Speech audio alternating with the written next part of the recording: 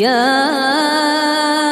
أيها الذين آمنوا هل أدلكم على تجارة تنجيكم من عذاب أليم تؤمنون بالله ورسوله وتجاهدون في سبيل الله بأموالكم وأنفسكم ذلكم خير لكم إن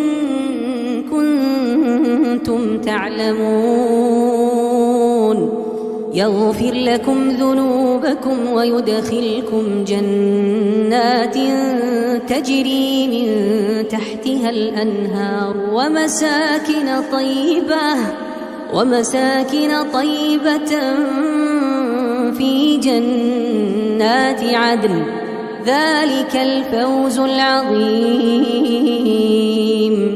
وأخرى تحبونها نصر من الله وفتح قريب وبشر المؤمنين